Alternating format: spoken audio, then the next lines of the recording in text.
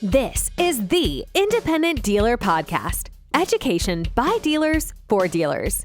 Now, here are your hosts, Luke Godwin and Jeff Watson. Hello and welcome to the Independent Dealer Podcast, brought to you by Buckeye Dealership Consulting. We're on the beach, man. We're together, we're on the beach, and we have a guest. Yeah, you're going to be the new co-host, right? I'm the new co-host. Way better than us. I don't know how you guys do that. We decided to overall, we are upgrading our appearance and our appeal to all crowds. So Robyn was nice enough to fly us down here to Cabo and have us at her estate. It's been a beautiful week. 20 group. Yeah, Robyn's actually here to help us in our 20 group. Yeah, you know, in our ADA, we've been 20 group members for a long time, and they have a new program where if people in the 20 group want to hear from a vendor, they invite the vendor down. And this time it's Blytzpay, and Blytzpay is a sponsor of the podcast.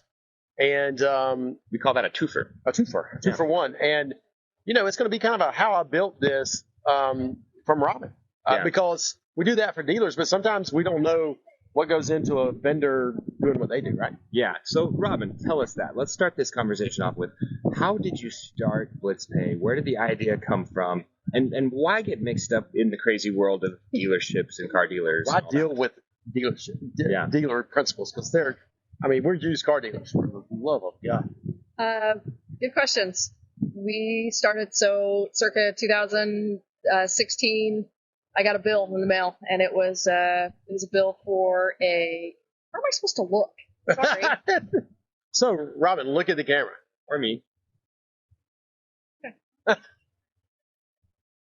Sorry, you're gonna have to edit that. There's no editing. We don't edit the podcast. We go straight through. So that's a good question because sometimes we don't tell people where to look, Jeff, and then all of a sudden. So what you really want to do is get the people involved. So. Okay, people, here we go. Okay.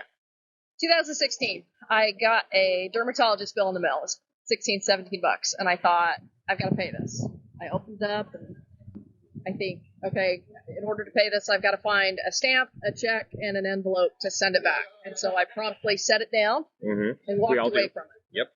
And 6 months later, I'm getting still didn't pay it, sonograms. Yeah, that's right. And it wasn't that I didn't have the intention to pay it. It wasn't that I didn't have the money to pay it. It's that all of the steps that would require me to pay it were a pain. And that's the problem with bill pay. That's the problem 100%. We've all been there. Yeah. I'm there every single day. Do you know how many bills we get? I get so many bills, and it's so confusing to just be like, do I have the login? Do I have it saved? Is it on this browser? Is it on that browser? Are you going to log into your iPhone, and all of a sudden it logged you out for some reason? Your app logged you out. Now you can't figure out how to get back in. I don't know what your password is. And you don't know what your password is. And you don't have your laptop. Yeah. Just all this. And truly, it's a rub especially with our clients a lot of times, is that, for one, nobody uses stamps. Nobody has stamps anymore. So if you wanted to mail it, you have to do all this. So a rub created the idea of Blytzpay, right? A problem, a solution. And that's what all of us are. We're solution providers, right? In buy here, pay here case, it's a solution of somebody that has no credit. And probably a lot of times with payment processing, people who don't have credit are unbankable. It's hard to do this process. And, but let's rewind back to 2008. In 2008, you were in the mortgage business, and you were killing it in the mortgage business, and then the financial crisis happened, right? We were, and then we were not. And we've seen that happen in different industries over time. But yeah, the mortgage industry changed pretty dramatically, and the United States changed pretty dramatically at that point. Yeah. Most people were... Yeah, go. No, I want to know, it was a tough time. You got through it. You decided this needed to be solved and fixed. I don't understand how you say, hey, you know what? I know the entire world is doing this wrong. I'm going to be the one to fix this payment issue and make it easier for people. What did you do? How did you not just... Because we get hit up by merchant processors all the time. There's a million... once a week I get someone that comes by the dealership and says, I want to run your credit cards. You said, hey, I'm going to be more than just a credit card processor. I don't want to just take your business because I'm going to have a lower fee or be nicer or friendlier. You said I'm actually going to build a technology that makes it easier. How do you do that? Good question. It was processors are a dime a dozen. Mm-hmm. Everybody gets hit up regularly about, credit card processing, and it's a race to the bottom. If we're talking about basis points, if we're talking about a few basis points to be competitive, what happens is you lose a lot of value in what could be provided. And so initially, literally, I'm the most non-technical person you'll ever meet. I sat down with a piece of computer paper and I drew what was an early wireframe of what could be and what I thought should be in a similar fashion to Amazon, right? That was pre-pandemic. But the engagement, the idea of engagement, nobody wants to download an app, and you want to get in and out. A term that we use lovingly in our product world, and as we discuss, and solve problems as a company, is shut up and take my money. Yeah, and really and truly, that's what everybody wants. I want everybody to shut up and give me their money, right? That's really and truly, if it's hard to pay somebody, you're not going to be paid. Yeah, it's what you find out, right? And I think I'm going to ask you some more questions on that in a second, but I still don't get I don't understand how you build a credit card process. I'm going to make this easier for everybody by using this whole, because your system and the way you do it is just so easy. Why, was it out there? Why don't more people do this? Yeah. Why out of the 500 bills that I get a month, does none of my vendors use a system like yours? So it is out there, and it's out there in about 6 different ways, right? I've got a text message platform. I've got a credit card processing platform. I've got an engagement platform. I've got a sales platform. I've got a billing platform. I've got a collections platform. Everything is bifurcated, and you get all of these little pieces. Nothing is really together. And so giving merchants the ability to give their consumers the ability to take immediate action, to communicate, and then take immediate action, whether it's a payment that's being made, to a commitment on a contract, or it's rent, or whatever it is, something new. The faster people want things now, right? Yeah. The immediacy and the urgency goes away if it fades. But if you give people the ability to take that immediate action, you see results, and that's what we've seen in our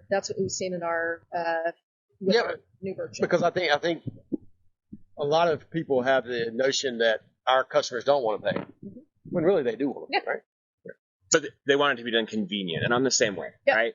So when I go and if I scan a QR code or if I click on a link that I'm going to go pay a merchant and it takes me to a login page, I'm done.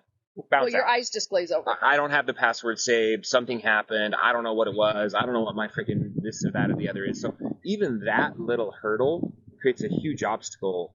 And 99% of other payment processors, I'm pretty sure that's how it works with them, is you've got to log into some sort of secure thing.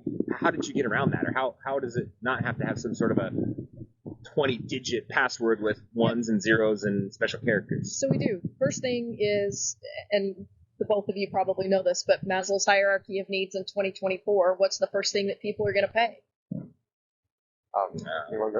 Food, alcohol, cell phone. What's I the would have got second there. thing? Drugs, cards, Cigarettes, internet. So that's their phone. Second thing, I don't even think about that. Second thing they're going to pay is their transportation, their car. And then other things fall in line after that, right? So you're right. Most people want to pay because they need their transportation to get to work, to get to school, right? That's how they're gonna make their living. You can sleep in your car, but you can't drive your house to work. That's exactly right. I don't even know how many times we have to say that Buckeye Dealership Consulting is the way to get your reinsurance done. Jeff, we've been talking about getting reinsurance pretty much from the beginning of this podcast. And if you haven't gotten it now, I don't know what the heck you're waiting for. Call the guys over at Buckeye, get it done, get set up, sell your own products, sell CPI, make money, build wealth, and save some taxes. And I might add, the great thing about switching reinsurance providers, which I've done just recently, is it does make you look at every product you're offering and just reassess your strategy, right? Do I have the right product? Do I have it priced right? How's my penetration? How are we going to remarket it? So I'm going through all my marketing material, and it refreshes it in the salesman's mind to say, hey, this is a good product. This adds value. And I can relook at the economics and say, hey, did I have this price right? Am I offering the best service contract? I don't need to put a 36-month service contract on my loans. They don't go that long. In fact, I don't want them to go that long. You know what I'm saying? Like, if you're at month 33 and your car breaks down, I don't want to tap my reinsurance company to put an engine in that. I want you to park it and get into a new one. So that's something that I changed by reassessing as I switched to this new provider with Buckeye. So anyways, definitely recommend it, guys. Get your reinsurance going now. When we authenticate, we do a couple of things differently. So there is no real regulation. There's regulation around the way that credit card data is stored, but there's no real regulation about the way that you authenticate. So there's lots of groups that will send just a regular link and it'll take you straight to the payment page.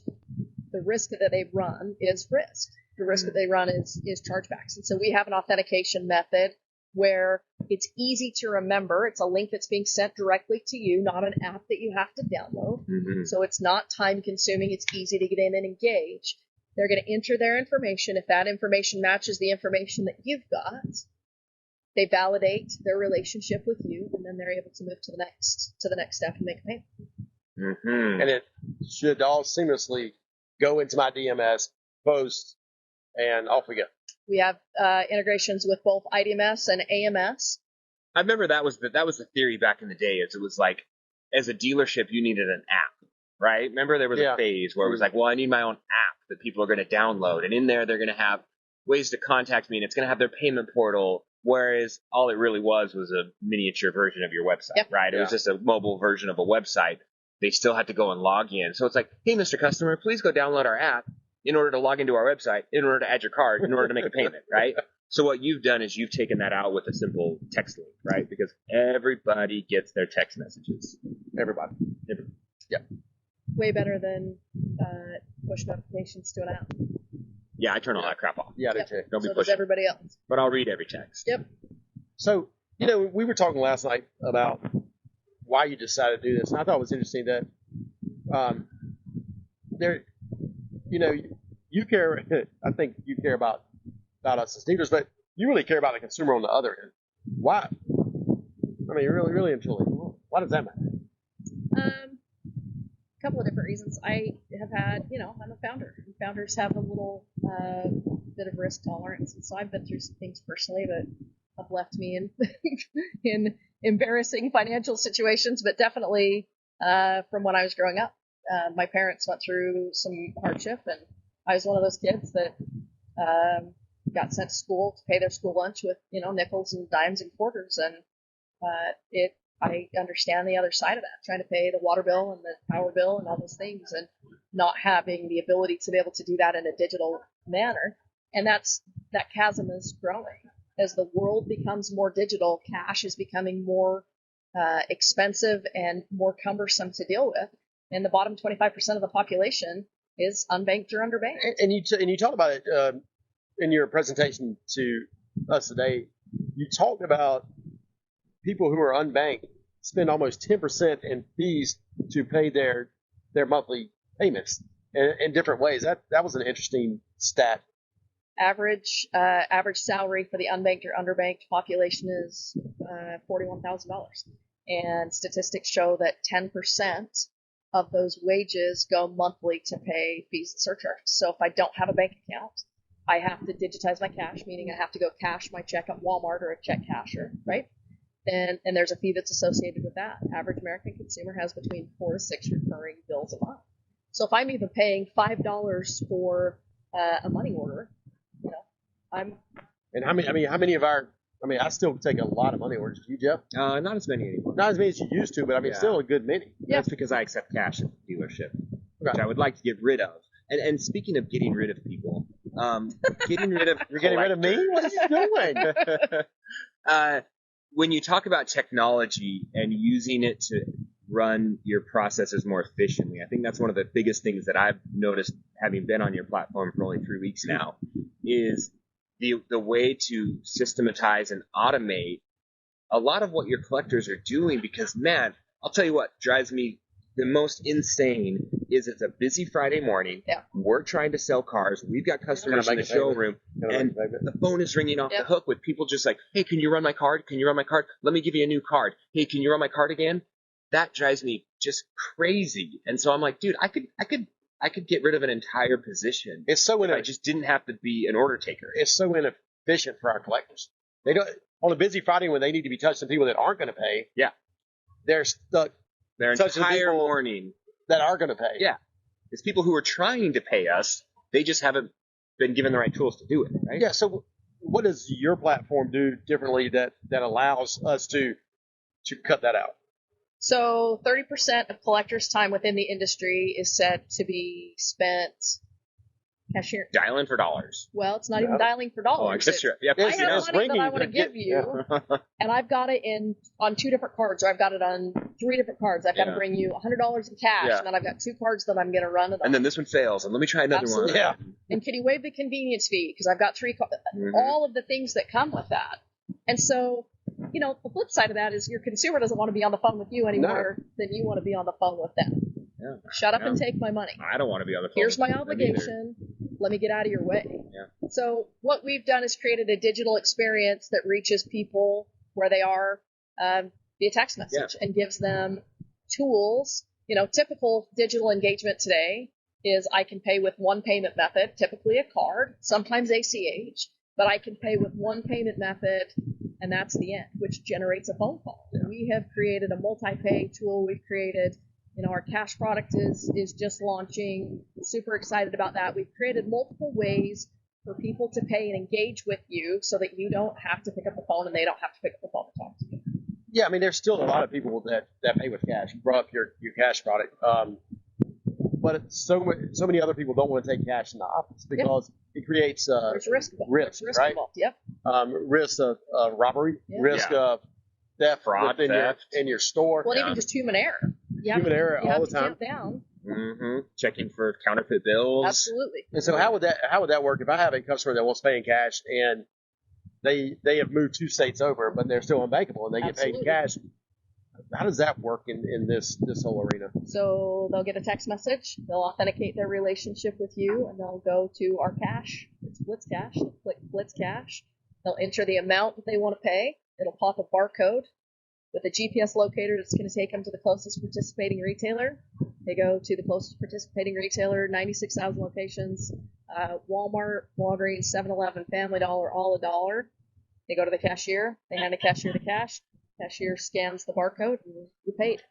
So my customers can go in with this barcode, buy their cigs, buy their vapes, and then scan the barcode and pay for it all in the same transaction. And the lottery cards. Milk and cereal for the kids. Maybe. All in one. Maybe. That's pretty cool so when we talk about time saving, so you're saying my collectors won't be picking up the phone and running credit cards. Yep. And then they won't be counting out cash at the end of the night and taking it to the deposit every single night. That's right. I can just get rid of that. That's right. So I've saved That an is employee. correct. Yeah, and back to the other thing I like is that you're able to automate a lot of the. We're big on promise to pay, right? Yep. Somebody's going to make a promise to pay to me. That means they're going to pay. We've called them. They're late. They're going to pay next week on a certain date. Mm-hmm. And I know you have a way that they can set up that promise to pay right then while you're on the phone with them. Yep. That's their card's already there. They'll run it. But if for some reason they don't set that up, or if their card doesn't work on that day, you can automate it so that they are reminded the next day, hey, you didn't make that payment. Yep. You need to contact us immediately, right? Full-blown communications platform. We want to give dealers and merchants the tools to communicate with their merchant, or with their consumers rather, in the way that they do. If you want to wait for a few days before you reach out, you have the ability to be able to do that. If you want to reach out the day before to remind them that they've got a payment due the next day, you have the ability to be able to do that. That communication piece, again, reaching people where they are and giving them the ability to take immediate action, is how you're gonna create efficiencies, and how you're going. And it's not just, I say this, and it's not just efficiencies, but it really is reputation management. The number one people complain online and go to regulators is billing. Yeah. So you give people a pleasant experience, you give them a decent experience, you make them feel like they're valued and respected, and that goes a long way when you're trying to deal with people and you're trying to get their commitment to get them to pay you on time. Can I ask you so one of the banes of my existence with credit card processing is the chargeback, right? Drives me, we don't have a ton, but when we do have them, like it's freaking Greek to me. I don't get it. I log into the portal, this back end, whatever, and I got to submit all these documents and copies of signatures and all these other things to some who knows where, and then some person in the cloud just decides yes or no, Jeff, we are going to take your money back, or no, we're keeping it, giving it back to It can the be customer scary, too. who lied to you. I mean, that can be scary. 100% lied to you, right? Yeah.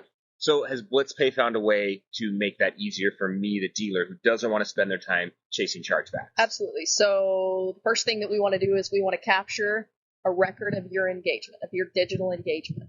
Okay, these are all internet transactions, right? Unless somebody's at your dealership and scanning a card for a down payment or whatever. In this instance, we want to capture the consumer coming in and registering his or her relationship with both of you, right? And then once we've captured that, we've got that record, and then as they go through and they engage, whether it be through text message or whether it be through adding a card or through multiple payments, you're going to keep a record of that. So if there is ever a chargeback, we can pull that record, and that record goes to the issuing bank, who is inevitably the group that's going to make the decision on the chargeback. Okay. And this is something I do easily through the portal? It is something that we actually do for you. Oh. So we reach out to you. And do I can charge a fee for that? You do. Okay. When you go out and process a chargeback and go get it back for me, you're going to charge me a percentage of what we get back, or a flat fee? We charge you a flat fee, and Okay. it's not $500. Okay. Less than 500, more than 5. That's all those things are scary. I mean, because if you sold a car to somebody, Jeff, and they had the car a year, and then all of a sudden it was repossessed for, whatever, and then they charge back your down payment and every payment they made in that year. I mean, that could be some serious money, right? Yeah. Well, what happens with us, and it's the boyfriend that breaks up with the girlfriend who made the car payments, who then challenges all the transactions. And it's, right? I mean, is that fraud? Because I feel like if a consumer does that to me, and I know it's that consumer, I mean, I think that should be put in jail. I mean, that's just my opinion. But of course, I mean, Different jurisdictions are going to have different. I mean, good luck trying to deal with that. But yeah, it's fraud, and it's friendly fraud, and it's been facilitated. There's all sorts of regulations around card brands trying to make it harder for merchants who don't do a good job, right? The goal with that is to protect the consumer, right? So it really is, the onus is now back on the merchant to make it clear that the consumer was actually responsible for those payments. Yeah. So it's double-sided, but what we see in our industry is a lot of friendly fraud. It's a lot of, I'm mad because of X, Y, and Z reason, and I'm using somebody else's card, or I'm buying myself some time to get back on my feet. But we take care of all of that at Blytzpay as part of your engagement. yeah, that's helpful because it happens. It happens more often than you want it to happen. Yeah. Luke has so many chargebacks, right? I mean, you're always paying for people's stuff that they don't know about, and then you charge it back. What happens most, fraud is going to happen. What happens mostly is what you're talking about, a girlfriend or boyfriend paying for something, and then that happens, or a customer somehow getting a credit card on the black web or whatever, and using those numbers, and then all of a sudden you get a phone call from somebody in New York. Well, there's fraud. You're like, oh my gosh. Yeah. There's fraud, and then there's I'm mad because Yeah. They That's repoed my car yeah. last month, and so That's I right. want to charge back Yep. the last payments because they have the car. and flat out fraud. I stole somebody's card to make my payments. You're not going to be able to do You that. can't fight that. Yeah. No, but the stuff that we do want to address is friendly fraud, and we want to make sure that people are accountable to the agreements that they make. What people really care about is, the expenses associated with payment processing. And, we're all kind of in that mindset that it costs 2 to 3% for payment processing. Mhm. And those can be offset with customer service fees or convenience fees, what do you want to call it? And, what should we be looking at when we look at our current vendor processing fees? Yeah. How do we figure this number out? The easiest way to figure out your costs is to take the amount of money that you're processing and divide it by What fee was? what your fee was. Right. Period. And then look at your transactions, right? And you can break down what the cost of each transaction was. Mm-hmm. And there are different ways different businesses have different needs. And what we've done is we've built a platform to cater to different needs of different businesses, and we've got pricing models that accommodate those. That's a good point. You say that because when we talked about Luke's numbers earlier, he has a very large convenience fee because he has large payments, right? And he has no auto pay penetration. So his processing fee per dollar is minimal, almost nothing, because the customer bears that in the convenience fee. Mine's going to be about 50-50 in between. What I find interesting is we had someone in our 20 group where we looked at his processing fees, and they were astronomical fees, but he also knew that his customers were getting charged a convenience fee, and he was still paying processing fees. That's the kind of stuff that dealers don't realize, and it could be, I mean, you could be with this merchant for 3 or 4 or 5 years. And that's exactly right. How long has that gone on? How long has that gone on where a merchant, a processor did not give you direct, and the dealership didn't know, or they didn't register the fact that their customer was also being charged a convenience fee. And this is not a small expense. This could be $4,000 to $10,000 a month, depending on how big you are, right? So this could be a large number. Yeah. So this is really, we talk about the big expenses in our dealerships, and those are employees, number one, right? Yeah. Advertising, a lot of times, number two. In the buy here, pay here space, this is one of it could be number three. Yep. And so you've got to be aware of this number. And it's deliberately confusing. When I look at my statements, if I can't identify what's happening on my statements, it's opaque, right? Yeah. So we're big on being very transparent, making it easy, and we want to educate dealers and merchants as to how this works and why. There are costs that are associated, right? But there are costs associated, and then there's also service that's associated with those costs. And then oftentimes you get what you pay for. Yeah, I mean, we had before we switched to y'all, the company we were with at that time, we've been with it for a long time. And what we found started happening is we could never get a problem fixed when we had a problem. And service is a huge factor in this. Yeah.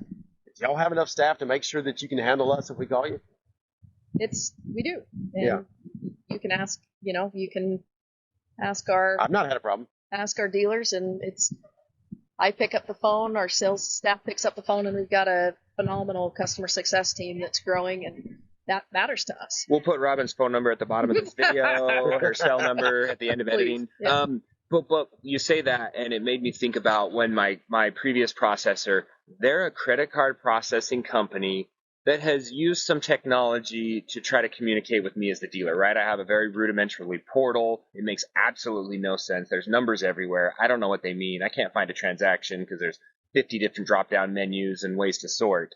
You guys are a technology company first, and you've got the credit card processing attached to it, right? I think that's the difference. You consider yourself a fintech, where these other people are just financial companies that they're processors. That blew up a .com. Yeah, they're payments processors.